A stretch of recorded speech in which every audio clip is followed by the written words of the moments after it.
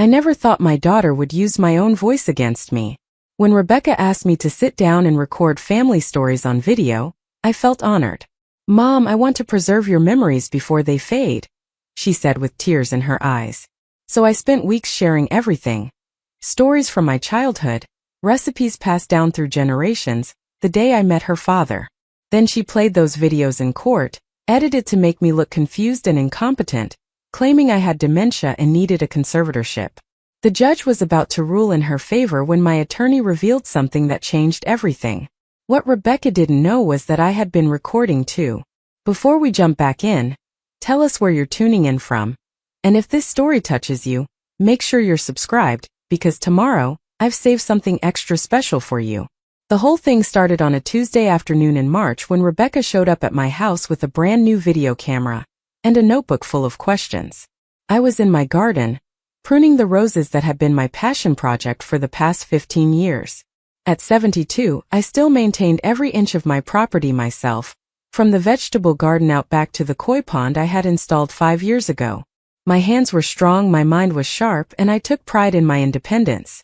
Rebecca came through the side gate, her heels clicking on the stone pathway I had laid myself the previous summer. She was dressed in one of her expensive suits, the kind she wore to her job at the marketing firm downtown. My daughter had always been ambitious, always reaching for the next promotion, the next achievement. I admired that about her, even though it meant we didn't see each other as often as I would have liked. "Mom," she called out, and I turned to see her holding up the camera with a smile that seemed genuine enough. "I've been thinking about something really important." I wiped the dirt from my hands on my gardening apron and walked over to greet her. She gave me a quick hug, and I noticed she smelled like expensive perfume, the kind that came in bottles that cost more than my monthly grocery budget. "What's on your mind, sweetheart?" "I want to document your life story."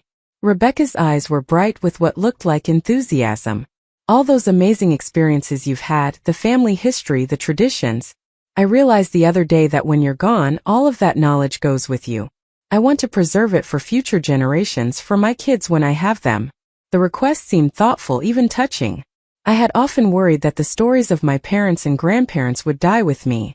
My own mother had passed away 10 years earlier, and there were so many questions I wished I had asked her, so many details about her life that were now lost forever. "That sounds wonderful," I told her.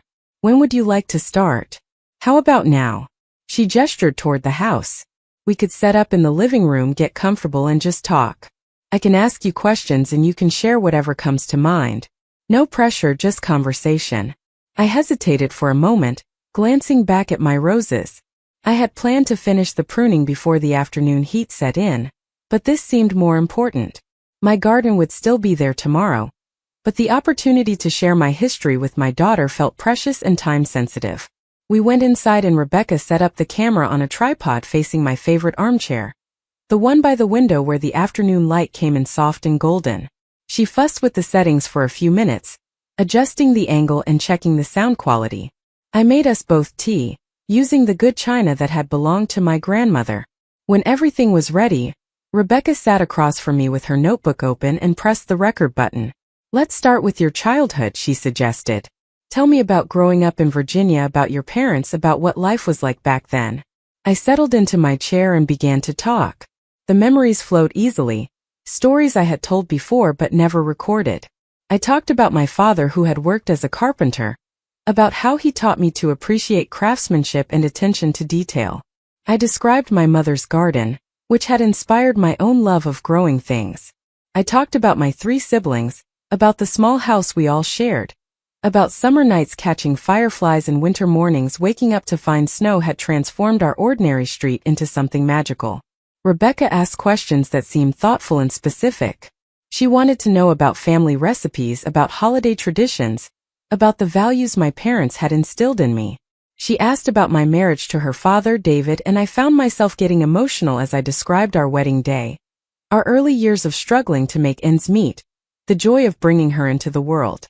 We recorded for almost 3 hours that first day. When Rebecca finally turned off the camera, I felt exhausted but satisfied. It had been cathartic to revisit all those memories, to speak them aloud and know they were being preserved. Rebecca hugged me tightly before she left, promising to come back the following week to record more. Over the next 2 months, we had 7 more recording sessions. Each time, Rebecca arrived with her camera and her questions, and I shared more pieces of my life. I talked about my career as a nurse, about the patients who had touched my heart, about the medical advances I had witnessed over 40 years in healthcare. I shared stories about raising Rebecca as a single mother after David died when she was only 8. I talked about the financial struggles, the sacrifices I had made, the pride I felt watching her graduate from college. Some sessions were harder than others. There were days when I was tired, when the memories brought up old grief, when I stumbled over dates or mixed up the order of events. Rebecca was always patient during these moments, encouraging me to take my time, assuring me that it didn't matter if I got every detail perfect. This is about preserving your essence, she would say. Your spirit, your wisdom. The exact dates don't matter as much as the feelings and the lessons. I should have noticed that something was off. Looking back, there were small signs that I missed. The way Rebecca sometimes asked the same question multiple times, as if trying to get me to contradict myself. The way she focused on moments when I paused to think or search for the right word. The way she asked me to repeat certain stories, claiming the audio hadn't been clear the first time. But I trusted my daughter completely. It never occurred to me that she might have an ulterior motive. Between recording sessions, life went on as normal. I maintained my house and garden. I volunteered twice a week at the local library, helping with their literacy program. I attended my book club meetings and my watercolor painting class. I had dinner with friends and took my daily walks around the neighborhood. My life was full and active, exactly as I wanted it to be. I had my routines, my independence, my community. I wasn't wealthy, but I was comfortable. I owned my house outright, having paid off the mortgage years ago. I had a modest pension from my nursing career and Social Security that covered my expenses with some left over for small luxuries and occasional trips. The property itself had become quite valuable. When I bought this house 35 years ago, the neighborhood was middle class and unremarkable. But over the decades, the area had gentrified significantly. Young professionals had moved in, renovating old houses and driving up property values. Real estate agents had started leaving notes on my door, offering to buy my house for amounts that seemed absurd. I always threw those notes away. This was my home. I had raised my daughter here. I had built a life here. No amount of money could make me want to leave. What I didn't know was that Rebecca had been paying attention to those property values. What I didn't know was that she and her husband Marcus were drowning in debt from their expensive lifestyle and his failed business ventures. What I didn't know was that they had started seeing my house and my modest savings as the solution to their financial problems. The truth began to reveal itself on a Thursday morning in late May. I was having coffee on my back porch when my neighbor Eleanor came over looking concerned. She was in her 60s, a retired teacher who had lived next door for almost as long as I had lived in my house. "Margaret, I hope you don't mind me asking, but is everything all right with you?" Eleanor sat down across from me without waiting for an invitation. Her face was creased with worry. Of course, I replied, surprised by the question. "Why do you ask?" "It's just that Rebecca was here yesterday while you were at the library. She was talking to some people on your front lawn, and I overheard part of their conversation." Eleanor hesitated, clearly uncomfortable. "They were discussing your health, saying something about memory problems and making sure you were safe." I felt a chill run through me despite the warm morning. What exactly did she say? Eleanor shifted in her seat. She was talking to a man and woman who looked official, like social workers or something. "Rebecca was saying that you've been having trouble remembering things, that she's worried about you living alone. She mentioned something about getting help for you, about making sure you had proper supervision." I set down my coffee cup, my hand suddenly unsteady. "I don't have memory problems. I'm fine." Eleanor reached across the table and squeezed my hand. "I know that, Margaret. I see you every day working in your garden, going about your business. You're sharper than people half your age. That's why I thought you should know what she was saying." After Eleanor left, I sat on my porch trying to make sense of what I had heard. Why would Rebecca be telling people I had memory problems when I clearly didn't? Why would she be discussing my health with strangers without even talking to me first? I tried to push away the unease that was growing in my chest. Maybe there was a reasonable explanation. Maybe Rebecca was just being overly cautious, worried about me in a way that was misguided but well-intentioned. That evening I called Rebecca and asked her to come over. She arrived within an hour, which should have been my first warning that something was wrong. Rebecca was always busy, always juggling multiple commitments. The fact that she dropped everything to rush over suggested this conversation was important to her for reasons I didn't yet understand. We sat in my living room and I decided to be direct. Eleanor mentioned that you were here yesterday talking to some people about my health. Rebecca's expression flickered for just a moment, something between surprise and annoyance, before smoothing back into concern. Mom, I didn't want to worry you, but I've been noticing some things during our recording sessions.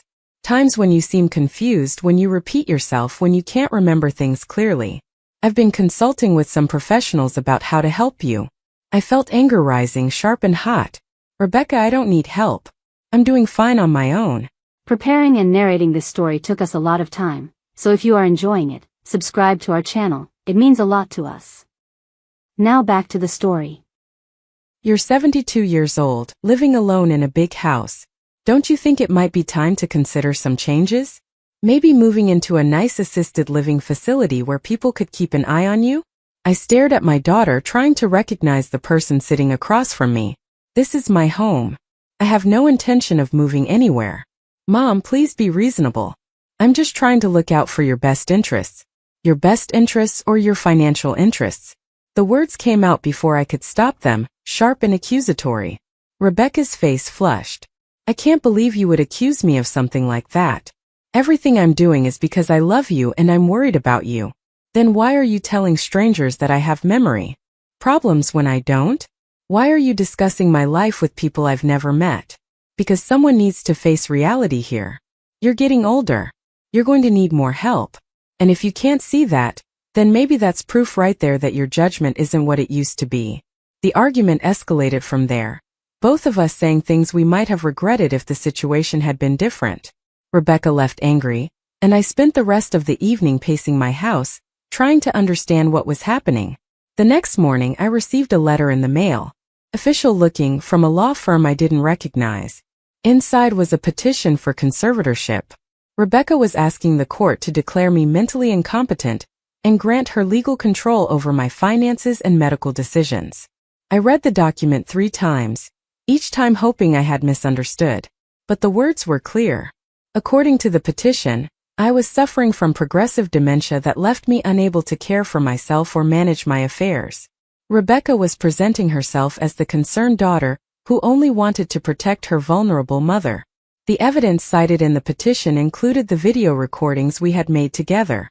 According to Rebecca's attorney, these videos showed clear signs of cognitive decline, confusion, memory loss, and impaired judgment. They had statements from the people Eleanor had seen on my lawn, professionals Rebecca had hired to evaluate me without my knowledge or consent. They had a report from a doctor I had never met claiming I showed symptoms consistent with early-stage Alzheimer's disease. I sat at my kitchen table, the legal documents spread out before me, and felt the world tilting beneath me. My own daughter was trying to have me declared incompetent based on lies and manipulated evidence. Those recording sessions hadn't been about preserving family memories at all. They had been about creating a case against me, about gathering footage that could be edited and presented to make me look confused and incapable. I thought about all the times Rebecca had asked me to repeat stories, to clarify dates I wasn't certain about, to talk about moments when I felt sad or overwhelmed. She had been collecting material she could use against me. She had been building her case systematically, patiently, over months. The betrayal cut deeper than I could have imagined. This was my daughter, the child I had raised alone after her father died. The little girl I had worked double shifts to support, who I had put through college while living on ramen noodles and secondhand clothes.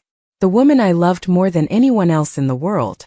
And she was trying to steal my independence, my autonomy, my life, all so she could get her hands on my property. I knew I needed help, but I wasn't sure where to turn. My friends were supportive but had no legal expertise. I needed someone who understood elder law, who could fight this kind of case.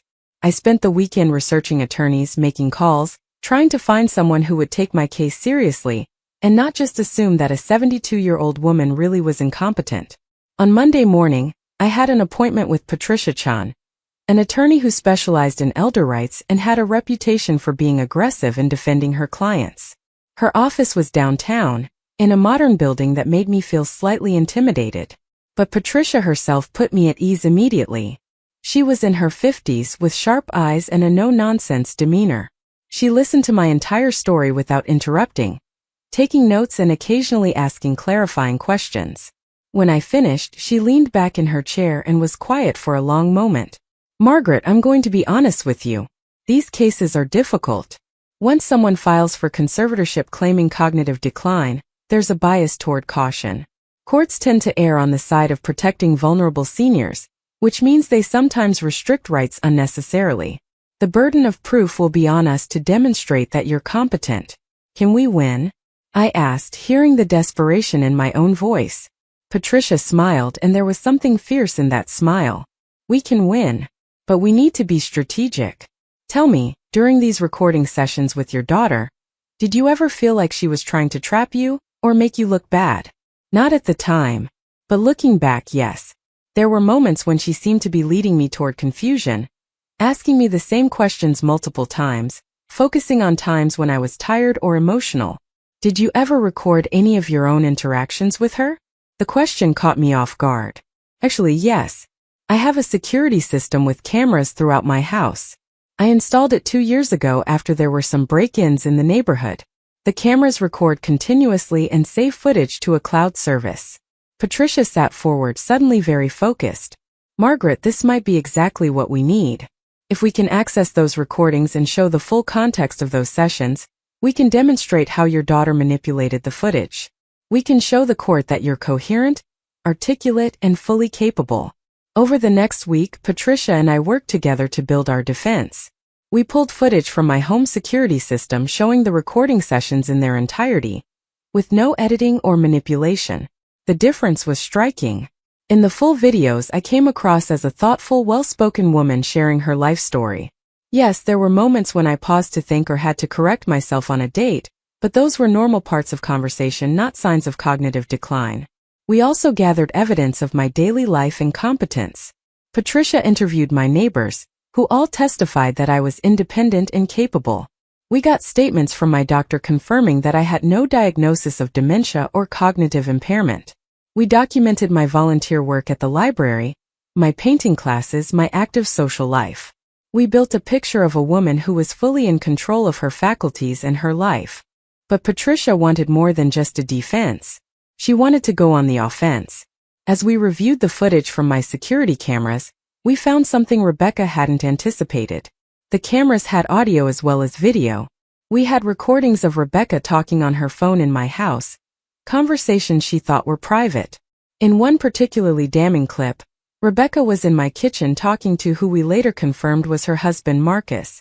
She was explaining her strategy, how she planned to use the edited videos to make me look incompetent, how she had researched the conservatorship process and knew exactly what evidence the court would find convincing. "We're drowning, Marcus," she said on the recording, her voice tight with stress. "The business is failing, we're 6 months behind on the mortgage, and the credit cards are maxed out. Mom's house is worth at least $900,000. If I can get conservatorship, I can sell it and we'll be set." "What about your mom?" Marcus asked. "Where would she go?" Rebecca's response was cold, calculated. "There are state-run facilities. She'd be taken care of. She doesn't need all that space anyway. Besides, she's old. How many more years does she really have? It's not like she can take the house with her."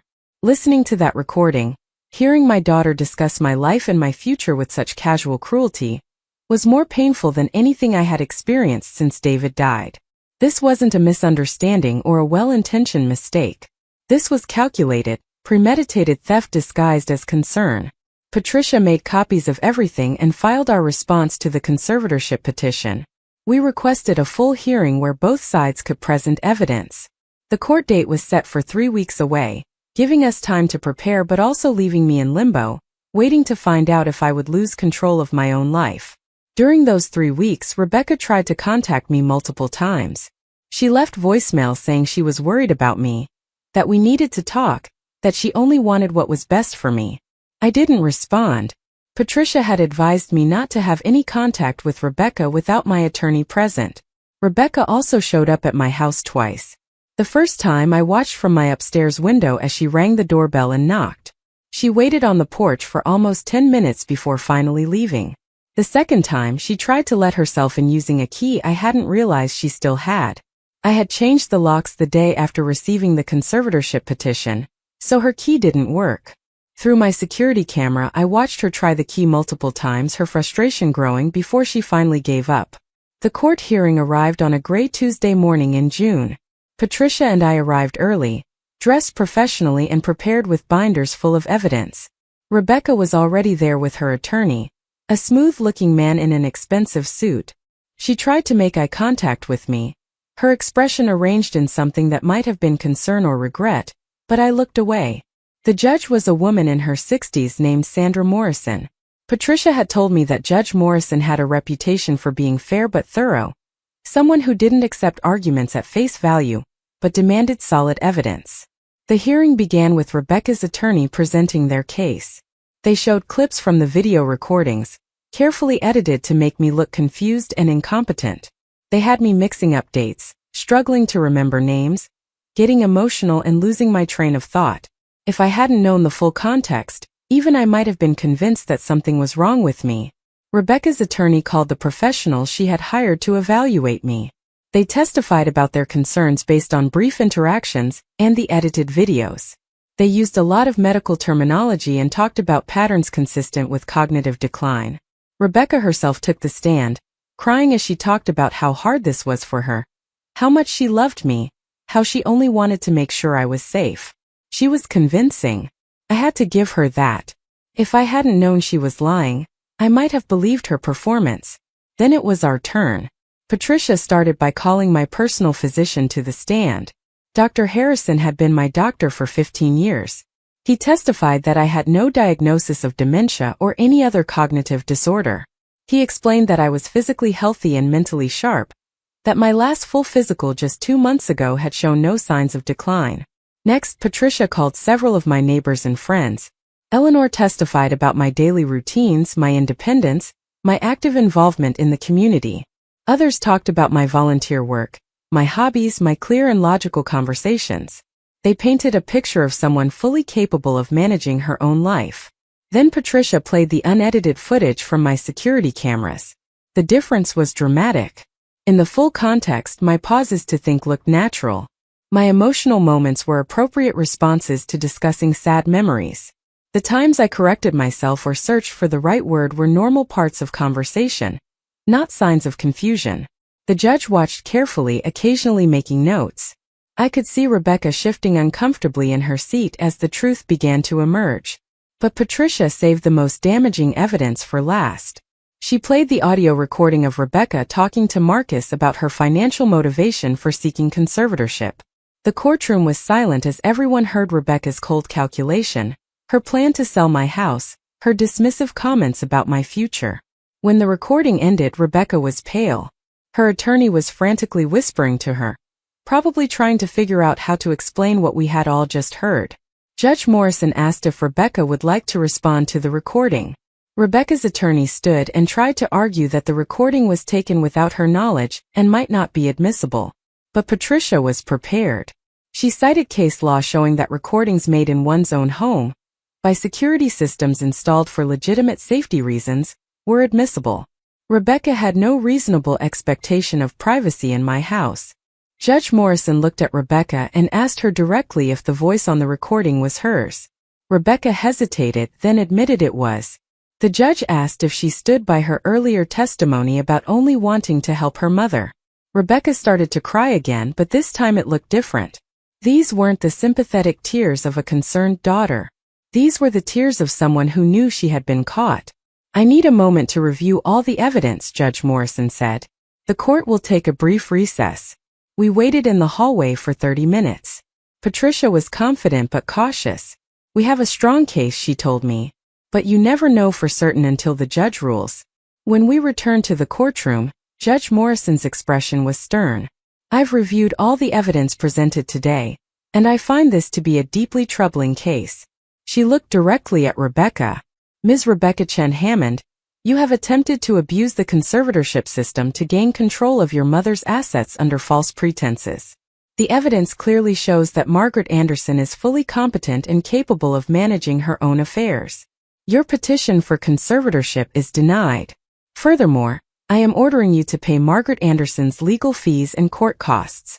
I am also referring this matter to the District Attorney's Office for possible criminal charges related to fraud and elder abuse. Rebecca's face crumbled. Her attorney was already gathering his papers, probably eager to distance himself from a case that had gone so spectacularly wrong. But Judge Morrison wasn't finished. She turned to me with an expression that was much warmer. Mrs. Anderson, I apologize that you had to go through this ordeal. The conservatorship system exists to protect vulnerable seniors, not to be weaponized by family members seeking financial gain. You have clearly demonstrated your competence and your right to continue living independently. I wish you all the best. As we left the courtroom, Patricia put a hand on my shoulder. You did great in there. And you're going to be fine. I nodded, still processing everything that had happened. Rebecca tried to approach me in the hallway, but Patricia stepped between us. You need to stay away from my client. Any further contact should go through me. I haven't spoken to Rebecca since that day in court. She sent one letter about a month later apologizing and trying to explain. She claimed that Marcus had pressured her, that she had been desperate and made terrible choices. She said she still loved me and hoped we could eventually repair our relationship. I read the letter once and then put it away in a drawer. Maybe someday I'll be ready to forgive her, but that day hasn't come yet. The betrayal cut too deep. She didn't just try to steal my property. She tried to steal my autonomy, my dignity, my very self. She was willing to have me declared incompetent and locked away in a facility so she could solve her financial problems. The district attorney did file charges against Rebecca for attempted elder abuse and fraud. She ultimately accepted a plea deal that included probation, community service, and restitution for my legal fees. She lost her job when the case became public. Marcus left her shortly after, apparently deciding that a failed scheme wasn't worth sticking around for. I heard through mutual acquaintances that Rebecca moved to another state and was trying to rebuild her life. I hope she succeeds. Despite everything, I don't want her to suffer forever. But I also don't need her in my life anymore. I've learned that family isn't always the people you're related to. Family is the people who show up for you, who respect you, who value you for who you are rather than what you have. My real family turned out to be Eleanor and my other neighbors who testified on my behalf. It's my friends from book club and painting class who checked on me throughout the ordeal. It's Patricia, who fought fiercely to protect my rights even though I was just another client to her initially. These are the people I spend my time with now, the people I trust. I'm still living in my house, still tending my garden, still volunteering at the library. I'm taking a trip to Scotland next month. Something I've always wanted to do but kept putting off. Life is too short to wait for someday, and I'm going to make sure I enjoy every moment I have left. The security cameras that saved me are still running, still recording everything that happens in my house. I've become much more careful about who I let into my space and my life. Trust, once broken, is not easily repaired. Sometimes I think about those video recording sessions with Rebecca, about how intimate and special they felt at the time. I really believed we were creating something meaningful together, preserving my history for future generations. The pain of discovering it was all manipulation still catches me off guard sometimes. But I've also learned something valuable from this experience. I learned that I'm stronger than I thought. I learned that I can fight for myself and win. I learned that competence and independence are worth protecting, no matter what it costs. And I learned that sometimes the people who hurt us the most are the ones we never expected to betray us. That's the hardest lesson, but maybe the most important one. 6 months after the court hearing, I was sitting in my garden on a warm September afternoon when I received an unexpected phone call. The number wasn't one I recognized, but something made me answer it anyway. "Hello, is this Margaret Anderson?" A woman's voice asked. "Yes, this is Margaret. Who's calling?" "My name is Lisa Brennan. I'm a social worker with the Adult Protective Services Division. I'm calling about your daughter, Rebecca." My stomach tightened immediately. I hadn't heard Rebecca's name spoken aloud in months. Most of my friends knew better than to bring her up, understanding that the wound was still too fresh. "What about her?" I asked carefully. "Ms. Anderson, I want to be clear that I'm calling you as a courtesy, not because you have any legal obligation here." Rebecca has listed you as her emergency contact on several documents, and we're in a situation where we need to reach out to family members. What kind of situation? Rebecca has been hospitalized. She attempted suicide 3 days ago. The words hit me like a physical blow. Despite everything that had happened, despite the betrayal and the hurt, this was still my daughter. The little girl I had rocked to sleep, whose scraped knees I had bandaged, whose tears I had wiped away. She's alive, the social worker continued quickly, sensing my shock. She's stable now in the psychiatric ward at Memorial Hospital. But she's asked to speak with you. She said she needs to apologize in person. I sat down on my garden bench, my legs suddenly unsteady. Why are you really calling me? If she's stable and getting help, why reach out to family she tried to defraud? Lisa Brennan was quiet for a moment. Ms. Anderson, I've read the case file. I know what Rebecca did to you. I wouldn't blame you if you hung up right now and never looked back. But I've also spent the past 3 days talking to your daughter, and I believe she's genuinely remorseful. She's hit rock bottom, and sometimes that's what it takes for people to truly see what they've become. I don't know if I can face her. You don't have to. Like I said, this is just a courtesy call. But if you decide you want to visit, Rebecca is in room 412. Visiting hours are from 2 to 8. Again, no pressure. Whatever you decide is completely valid. After I hung up, I sat in my garden for a long time, surrounded by the flowers I had planted and the life I had rebuilt. Part of me wanted to ignore the call, to continue with the healing process I had started. Rebecca had made her choices. She had tried to destroy me. Why should I care what happened to her now? But another part of me, the part that had raised her alone, that had sacrificed so much for her, couldn't quite let go. I thought about the Rebecca I had known before all this happened. The bright child who used to help me in the garden, who would curl up next to me on the couch to read, who had hugged me tight on the day she graduated from college and whispered thank you for everything. Where had that girl gone? When had she transformed into someone capable of such cruelty?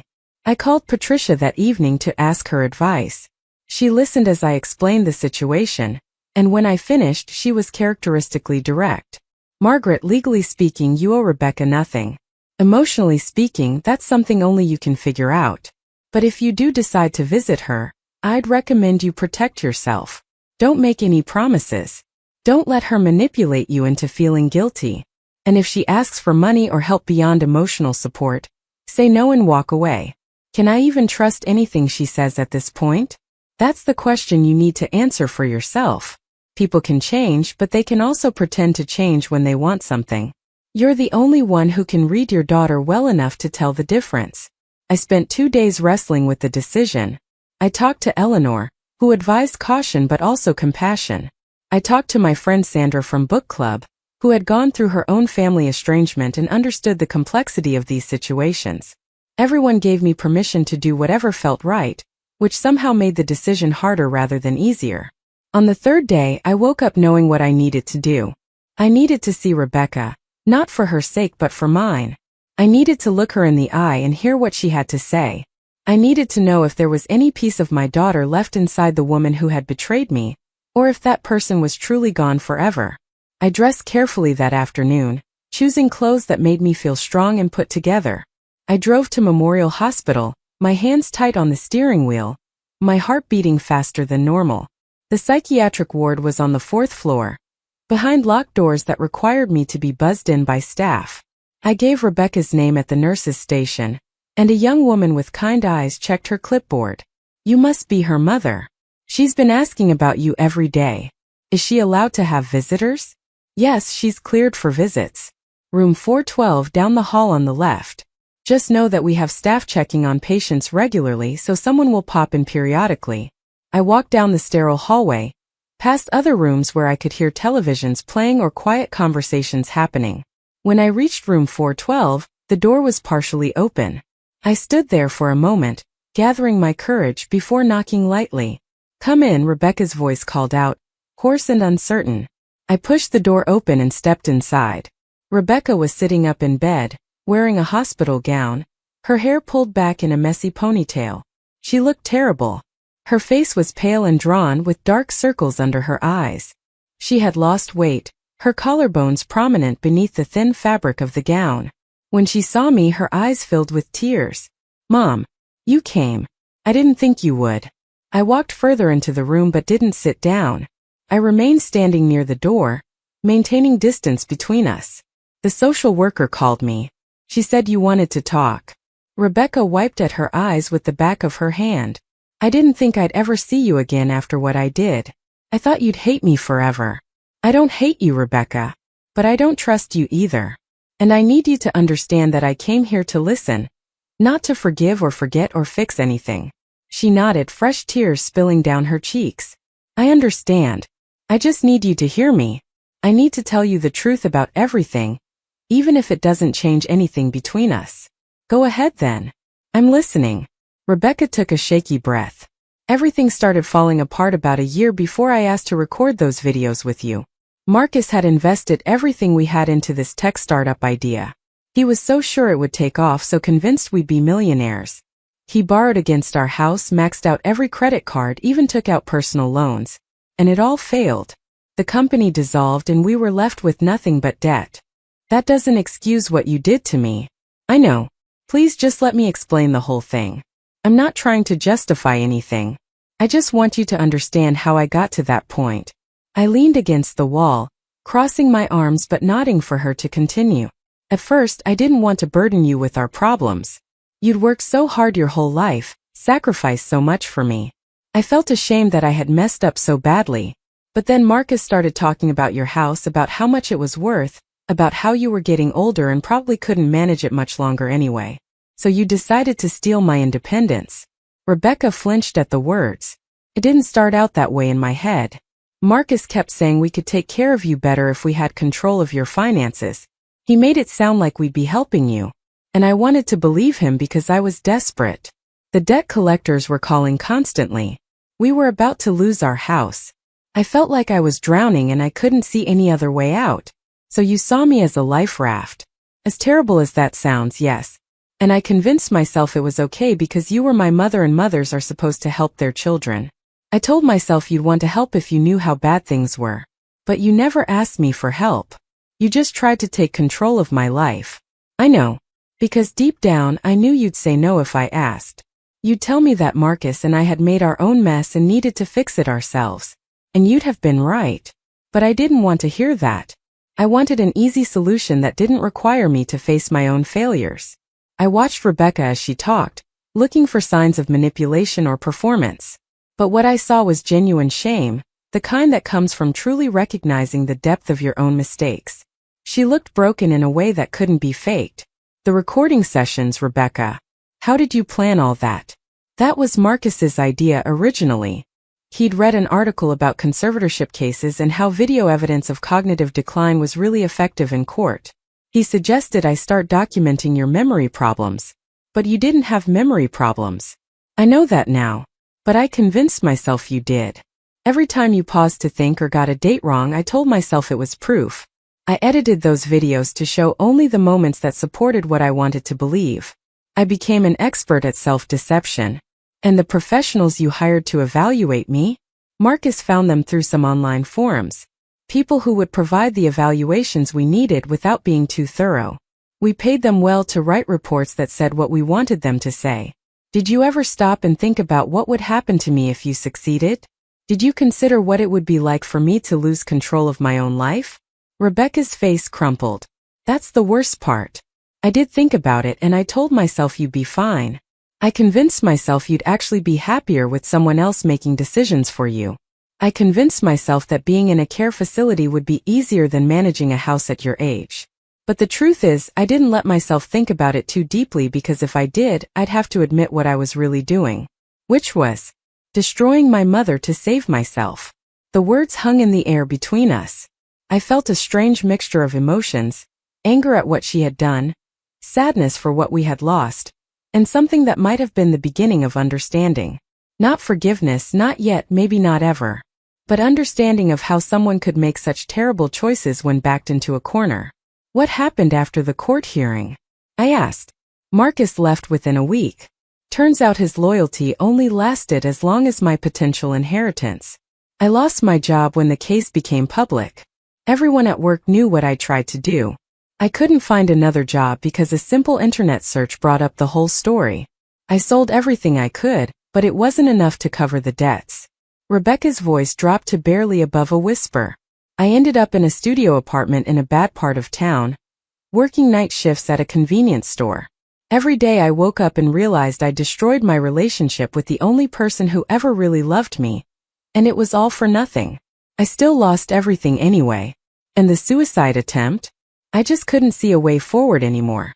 I'd burned every bridge. I had no family, no real friends, no career, no future. I kept thinking about you and how good your life looked after I was gone from it. How you'd won and I'd lost, and how that was exactly what I deserved. So I decided to stop existing. Obviously you failed. The nurse found me in time. They pumped my stomach and put me in here. And at first I was angry that they'd saved me. But then I started talking to the psychiatrist, really talking, not just the surface stuff.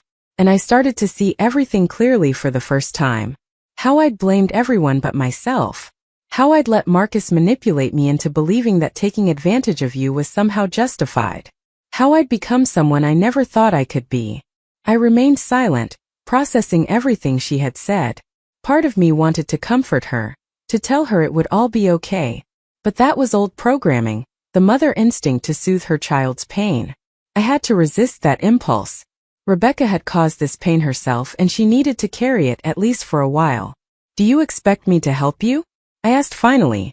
Rebecca shook her head. No. I mean, I hope someday you might be able to forgive me, but I don't expect anything from you. I just needed you to know that I understand what I did was unforgivable. I needed you to know that you were right to cut me out of your life. And I needed to say I'm sorry, even though those words can never be enough. I walked over to the window, looking out at the parking lot below. A family was getting out of a car, a mother and father with 2 small children. The kids were laughing about something, holding their parents' hands. I wondered if those parents ever worried about their children growing up to betray them. If they could imagine a future where love turned to manipulation. What happens when you leave here? I asked, still looking out the window. I'll be in here for at least another week, maybe 2. Then I'm supposed to go to a residential treatment program for people with depression and suicidal ideation. After that, I don't know. Try to rebuild my life somehow. Find a job that doesn't require a background check. Maybe move somewhere no one knows my story. Do you have any money? A little. The court ordered me to pay your legal fees, but I've been making payments on that. I have enough saved to cover the treatment program. After that, I'll figure something out. I turned back to face her. Rebecca, I'm going to say something, and I need you to listen very carefully. I'm not going to give you money. I'm not going to let you move back into my life. I'm not going to pretend that what happened didn't happen. But I also don't want you to die. So I'm going to do one thing for you and only one thing. I'm going to pay for your treatment program, all of it, so you don't have to worry about money while you're trying to get better. Rebecca's eyes went wide. Mom, I can't ask you to do that. You're not asking. I'm offering. And I'm doing it with conditions. You don't contact me again unless I reach out to you first. You continue with therapy for at least a year. And you use this chance to actually become someone different, someone better than the person who tried to destroy me. Why would you help me after what I did? Because despite everything, you're still my daughter. And because I don't want to spend the rest of my life wondering if I could have done something to prevent another suicide attempt. This isn't forgiveness, Rebecca. This is just me making sure I can live with myself. Rebecca was crying hard now, her whole body shaking with sobs. Thank you. I don't deserve this. No, you don't. But that's what makes it a gift instead of something you're entitled to. I'll contact the hospital's social worker and arrange payment for your treatment. After that, the rest is up to you. I walked toward the door, ready to leave when Rebecca's voice stopped me. Mom, will I ever see you again? I don't know, Rebecca. That depends on who you become and whether I ever feel safe around you again. Right now I don't. Maybe someday that will change. Or maybe it won't. You'll have to live with that uncertainty the same way I had to live with the uncertainty of whether I'd lose my home and my freedom. I left the hospital feeling emotionally exhausted but also strangely lighter. I had faced my daughter and told her the truth. I had offered help without compromising my boundaries. I had acted from a place of strength rather than weakness. True to my word, I contacted the hospital's billing department and arranged to pay for Rebecca's treatment program. It cost almost $15,000, money I could afford, but that still represented a significant expense. I didn't tell anyone what I'd done except Patricia, who raised an eyebrow but said it was my choice to make. Over the next few months, I heard updates about Rebecca through the social worker Lisa Brennan, who checked in with me periodically.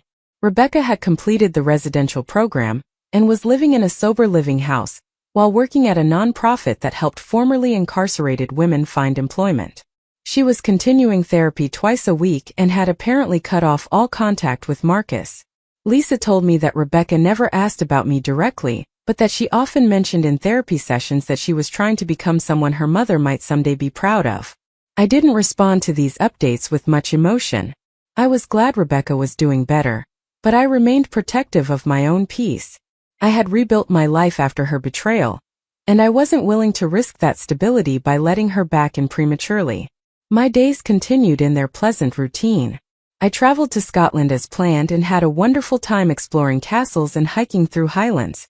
I started taking a watercolor painting class twice a week and discovered I had a talent for landscapes. My social circle expanded as I made new friends through various activities. Life was good, calm, and entirely mine to control. Then, almost a year after the hospital visit, I received a letter. It came in a plain envelope with Rebecca's handwriting, an address in the city but not one I recognized. I held it for a long time before opening it, weighing whether I was ready for whatever it contained. Finally, I opened it carefully and pulled out several handwritten pages. Dear Mom, the letter began. I'm writing this knowing you might not read it, and that's okay. I promise not to contact you unless you reached out first, but my therapist suggested that writing you a letter, even if you never respond, might help me process some things. So here I am, pen in hand, trying to find words for feelings that seem too big for language. It's been a year since you visited me in the hospital. A year since you offered me help I didn't deserve. A year since you gave me a chance to become someone different. I want you to know what I've done with that chance. I finished the residential program and moved into a sober living house. I found work at a nonprofit called Second Chances, helping women who are rebuilding their lives after incarceration. It's hard work and the pay is modest, but it's meaningful in a way my old marketing job never was. These women have made mistakes, some terrible ones, and society has written them off. But they're trying to become better, and I get to help them with that. Every day, I see reflections of myself in their struggles and their determination. I've been in therapy consistently for the past year. Dr. Morrison has helped me understand things about myself I never wanted to face. Like how I always saw myself as entitled to an easy life because you had worked so hard. How I resented you for being strong and independent instead of being grateful for those qualities. How I learned to manipulate people's emotions because it was easier than dealing with my own failures. We've talked a lot about that day at Christmas when I turned you away from our dinner. Dr. Morrison made me really examine what I was feeling in that moment. The truth is, I was already planning the conservatorship scheme. Marcus and I had been researching it for weeks. Turning you away wasn't just about making my son happy, or having a perfect holiday. It was about establishing distance, making it easier to see you as an obstacle rather than as my mother. I was already beginning the process of dehumanizing you in my own mind so I could justify what I was planning to do. That realization made me physically sick. I had to excuse myself from therapy to throw up in the bathroom, because understanding that I had been that calculating, that cold, forced me to see myself as I really was. Not someone who made a desperate mistake, but someone who had systematically planned to destroy another person for personal gain. I've also had to face the fact that I don't get a redemption arc just because I'm sorry. This isn't a movie where the bad guy apologizes and everything goes back to normal. I broke something between us that can't be fixed with words or good intentions. I stole your peace of mind. I violated your trust in the most fundamental way. And even though I'm working every day to become a better person, that doesn't erase what I did or obligate you to forgive me. The women I work with at Second Chances have taught me something important. They've taught me that redemption isn't about being forgiven by the people you hurt. It's about becoming someone who wouldn't commit those hurtful acts in the first place. It's about making different choices going forward, even when no one is watching, even when those choices don't benefit you. So that's what I'm trying to do. I'm trying to be someone who helps instead of harms. Someone who thinks about consequences before actions. Someone who values relationships more than money or status or comfort. I don't know if I'll ever be that person completely, but I'm trying. I also want you to know something that might not matter to you but matters to me. I've started volunteering at a senior center on weekends. I read to residents who have vision problems, I help with art classes, I just spend time with people who are often overlooked and undervalued. Every time I'm there I think about you. I think about how I tried to put you in a place like this against your will. I think about the residents I meet who have been placed there by family members who saw them as burdens rather than people. And I recommit to being better, to honoring the autonomy and dignity of every person, especially those who are vulnerable. You should also know that I've been paying back your legal fees ahead of schedule. I picked up extra shifts and side jobs, and I've been making double payments every month. It won't undo what I did, but it's one concrete way I can take responsibility. I don't expect you to respond to this letter. I don't expect anything from you. I just wanted you to know that your decision to help me, even after everything I did, changed my life. You showed me grace I didn't deserve, and it made me want to become someone who deserves grace. Thank you for that gift even though I can never fully repay it. I love you, Mom. I always have, even when I was acting like I didn't. I know love isn't enough to fix what I broke, but it's still true. I hope you're happy. I hope you're traveling and painting and spending time with people who appreciate you. I hope every day of your life is peaceful and full of the joy you've earned. Your daughter, Rebecca. I read the letter 3 times, my emotions shifting with each reading. The first time I felt anger resurface, remembering everything she had put me through. The second time, I felt sadness for the relationship we had lost. The third time I felt something more complex, a recognition that people can change, combined with an acceptance that change doesn't always lead to reconciliation. I put the letter in my desk drawer, not ready to respond but also not ready to throw it away. Over the next few weeks I found myself thinking about Rebecca more often, not with the sharp pain of fresh betrayal, but with a kind of distant curiosity about the person she was becoming. 2 months after receiving the letter, I was at the senior center where I volunteered with the literacy program, when I saw someone who looked familiar across the room. She was sitting with an elderly woman, reading aloud from a book, her voice patient and gentle. It took me a moment to recognize her because she looked so different from the polished, ambitious woman I had known. Her hair was simpler, her clothes practical rather than fashionable. But it was definitely Rebecca. I stood frozen, unsure whether to approach or leave. Before I could decide, the elderly woman Rebecca was reading to noticed me staring and waved me over. Margaret dear, come meet my new friend. She reads to me every Saturday. Such a sweet girl.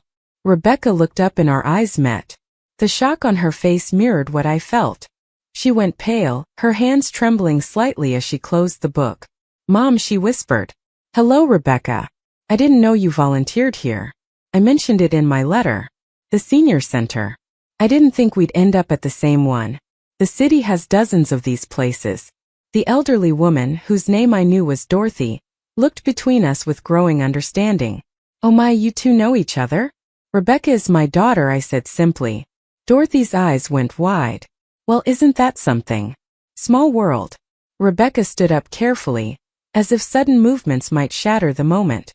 Do you want me to leave? I can volunteer at a different center. I shook my head slowly. No, you don't have to leave. I just need a minute to process this. Why don't you two talk? Dorothy suggested. I can entertain myself for a bit. She winked at me. And Margaret, your daughter here has been an absolute treasure. Very dedicated to our residents. Rebecca and I walked out to a quiet courtyard behind the building. We sat on a bench surrounded by flowering bushes, maintaining careful distance between us. The silence stretched. For a long moment before Rebecca spoke. I really didn't know you volunteered here. I swear I wasn't trying to run into you or manipulate a meeting. I believe you. I watched a bird hop along the ground pecking at seeds. Your letter surprised me. It seemed genuine. It was genuine. Everything in it was true. I'm trying so hard to be different, Mom. Every single day. I can see that. But I need you to understand something, Rebecca. Seeing you try to be better doesn't automatically fix what was broken. I know. I'm not asking for that. What are you asking for? Nothing. Rebecca's voice was firm despite the tears in her eyes. I'm not asking for anything. If this is the closest we ever get to each other again, sitting on separate ends of a bench barely speaking, then I'll accept that. Because it's more than I deserve. We sat in silence for a while longer. I thought about the years of Rebecca's childhood. All the memories we had built together before everything fell apart. I thought about the woman she was now, reading to seniors and working with formerly incarcerated women. I thought about the letter in my desk drawer and the careful boundaries I had established to protect myself. Finally I spoke. I'm not ready to have you back in my life, Rebecca. Not the way things were before. Maybe not ever in that way. But I also don't want to spend the rest of my life carrying this hurt and anger around. So I think we need to find something in between. What does that look like? We could start with coffee once a month. Somewhere neutral, somewhere public. We talk about surface things, nothing heavy. We see if we can be in the same room without it destroying my peace of mind. And if that works, maybe eventually we build towards something more. But it has to be slow, and I have to be able to walk away at any time if it becomes too much. Rebecca nodded, wiping her eyes. I can do slow. I can do whatever boundaries you need. One more thing. If you ever lie to me again, if you ever try to manipulate me or use me or put your needs ahead of my autonomy, we're done permanently. No second chances, no explanations, just done. I understand completely. And Mom? Thank you. For giving me even this much. For not just walking away when you saw me here. I'm not doing this for you, Rebecca. I'm doing it for me. Because I need to know if there's any possibility of healing, or if I need to fully close that door. Either way, I need an answer. We met for coffee 3 weeks later at a cafe downtown. The conversation was stilted and careful, both of us navigating around the landmines of our shared history. We talked about her work at the nonprofit, about my painting classes, about safe topics that didn't require vulnerability. It wasn't comfortable, but it wasn't terrible either. The second coffee meeting was slightly easier. The third one, we actually laughed about something, a shared memory from when Rebecca was a child that felt safe to revisit. By the sixth meeting, for months after that encounter at the senior center, we had developed a fragile routine.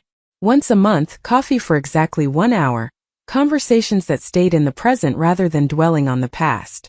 I still didn't trust Rebecca completely. I probably never would, not the way I had before. But I was beginning to believe that she was genuinely committed to being different. And I was discovering that forgiveness didn't have to be all or nothing. I could acknowledge the harm she had caused while also recognizing the effort she was making to change. I could maintain my boundaries while still leaving room for some kind of relationship. One afternoon, almost 18 months after the hospital visit, Rebecca asked if she could show me something. We were at our usual cafe, finishing our monthly coffee, when she pulled out her phone. This might be too much, she warned. If you don't want to see it, that's completely okay. What is it? I've been writing letters to you. Not to send, just to process my feelings. My therapist suggested it. I've written probably 50 of them over the past year and a half. And I wanted you to know they exist even if you never read them. Why are you telling me this? Because they're part of my accountability. They document my journey, the things I've learned, the ways I've failed and tried again. And I thought maybe, if you ever wanted to understand what this process has been like for me, you could read them. But only if you want to. I don't need you to. I considered this carefully. Part of me was curious. Part of me was afraid of what those letters might contain. Can I think about it? Of course. They're not going anywhere. We finished our coffee and went our separate ways, as we always did. But as I drove home, I found myself thinking about those letters. About the story they might tell of Rebecca's transformation. That evening I called her. I'd like to read the letters. Are you sure? You don't have to. I know. But I want to understand. Maybe it will help me figure out if we can ever have more than coffee once a month. Rebecca brought the letters to our next meeting, printed out and placed in a simple folder. There were 47 of them, dating from shortly after the hospital visit to just a week before. I took them home and read them over the course of several evenings. They were raw and honest, documenting Rebecca's struggles with guilt, her setbacks in therapy, her small victories in learning to be accountable. She wrote about the nightmares she had where she saw my face in the courtroom, about the shame she felt when she looked in the mirror, about the daily choice to keep trying even when it felt hopeless. Some letters were angry, railing against Marcus or the circumstances that led to her actions. But most were reflective, examining her own choices and character with unflinching honesty. She wrote about the moment she realized she had been emotionally abusive to me for years before the conservatorship attempt, using guilt and manipulation to get what she wanted. She wrote about recognizing patterns from her relationship with her father, how his death had left her feeling entitled to be taken care of, and how she had transferred that entitlement onto me. Reading those letters, I saw the depth of Rebecca's transformation in a way I couldn't have seen in our careful monthly conversations. This wasn't performative change designed to win me back. This was genuine painful growth happening whether I was watching or not. When I finished the last letter, I sat in my living room and cried. Not just for what we had lost but for what might still be possible. The next time we met for coffee, I brought the folder of letters with me. Thank you for sharing these with me. They helped me understand a lot. Did they change anything? Rebecca asked hesitantly. They made me realize that you're not the same person who tried to destroy me. You're not completely different either. You'll always be someone capable of making terrible choices under pressure. But you're aware of that now, and you're actively working against those impulses. That's significant. So what does that mean for us? I don't know yet. But I think maybe we could try having dinner instead of coffee. Something longer than an hour. See if we can handle more time together. Rebecca's face lit up with hope, but she quickly tempered it. Only if you're comfortable with that. We don't have to rush anything. We're not rushing. We've been doing this for over a year. That's not rushing. That's being appropriately cautious. Our first dinner was at a small Italian restaurant, neutral territory where neither of us had strong memories. We talked for almost 3 hours, the longest we had spent together since before the conservatorship attempt. It wasn't perfect. There were moments of awkwardness, silences that felt heavy with unspoken history. But there were also moments of genuine connection, glimpses of the relationship we used to have. Over the next 6 months we slowly expanded our contact. Dinner once a month in addition to coffee. Then occasional weekend activities, a trip to an art museum, a walk through the botanical gardens. We were building something new, not trying to recreate what we'd had before, but constructing a different kind of relationship with stronger boundaries and clearer communication. Rebecca never asked about my will or my property. She never hinted at needing financial help beyond what she earned herself. When I mentioned I was thinking about traveling to Ireland, she expressed genuine happiness for me without any suggestion that she should be included. These small things mattered. Proof that she had internalized the lessons from our painful past. 2 years after the hospital visit, Rebecca called me on a random Tuesday evening. "Mom, I have something to tell you." Her voice carried excitement mixed with nervousness. "What is it?" "I've been offered a job in Portland. It's a director position at a nonprofit similar to where I work now but bigger with more resources. It's an incredible opportunity." My first thought was sadness at the idea of her moving further away. My second thought was recognition that this was exactly what healthy distance looked like. "That's wonderful, Rebecca. You should definitely take it." "Are you sure? I know we've been rebuilding things and this would mean less frequent visits, which is probably healthy. You need to build your own life, your own success separate from our relationship. This job sounds like exactly the kind of thing you should be pursuing." We talked for another hour about the details of the position, the logistics of moving, her excitement about the work itself. When we hung up, I felt a mixture of emotions, sadness, pride, relief, hope. All of them valid, all of them part of this complicated process of rebuilding trust with someone who had broken it so completely. Rebecca moved to Portland 3 months later, and our relationship settled into a comfortable rhythm of weekly phone calls and visits every few months. The distance actually helped. Without the pressure of frequent in-person contact, we could focus on genuine connection rather than performing healing for each other.